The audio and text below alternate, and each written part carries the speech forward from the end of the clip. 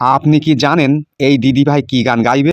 জানি না। তাহলে ভিডিওটা সম্পূর্ণ দেখে গানটা শুনুন এবং এই দিদির গানের জবাবে আমি একটা গান গেয়েছি। আমার গানটা যদি আপনাদের ভালো লাগে তাহলে লাইক করে চ্যানেলটিকে সাবস্ক্রাইব করবেন প্লিজ।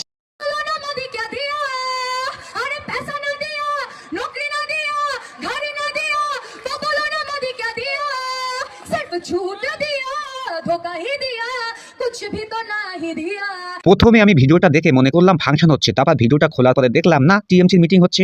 এরা তো সবাই শিল্পী, টিএমসি তারা সব শিল্পী। এই জন্য আমি বলি টিএমসি নামে একটা ব্যান্ড এবং সাউন্ড খোলা অবশ্যই দরকার, কারণ এরা সবাই শিল্পী। নিঃসন্দেহে তুই ঠিক কথা বলেছিস। বলি ও দিদি ভাই, আমার গানটা একটু শুনে যাও। আসেন পার্থ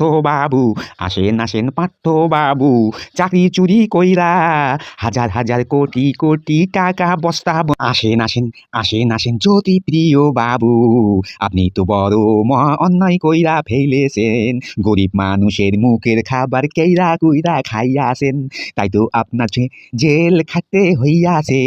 ও জ্যোতি প্রিয় শোনেন দিদি ভাই, টিএমসি সব চোরেদের নাম ধরে ডাকতে গেলে আজকের দিন পুই রাত হয়ে সকাল হইয়া যাইবে। পশ্চিম বাংলার মানুষ সব জেনে গেছে দিদি ভাই, কে ভালো কে খারাপ তোমাকে আর বোঝাতে এই দিদিভাইয়ের গান তো শুনলেন, এবার এই দিদিভাই কি বলতে চাইছে একটু ভালো করে মন দিয়ে শুনুন, তারপরে আমি এর জবাবটা দিই।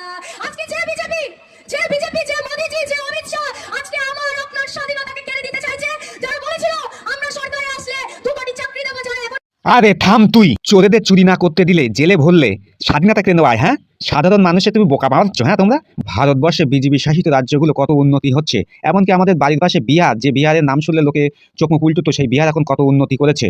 মানে আর এই এই আমাদের পশ্চিমবাংলার ছেলেরা সব এই রাজ্যে কাজ নেই বলে সব কেরালা, মহারাষ্ট্র, দিল্লি, বোম্বে, গুজরাট, ইউপি, বিহারে কাজ করতে যা। পশ্চিমবাংলার মানুষ অত বোকা নয়, এরা সব জানে, সব বোঝে, কে ভালো কে খারাপ। তবে একটা কথা বলি, এই রাজ্য সরকার, এই বর্তমান রাজ্য সরকার পশ্চিমবাংলাকে গিলে খাচ্ছে, একদম গিলিয়ে খাচ্ছে। আমার ভিডিওটা যদি আপনাদের ভালো লাগে অবশ্যই ভিডিওটা শেয়ার করবেন এবং কমেন্টে আপনার প্রতিক্রিয়া প্লিজ জানাবেন।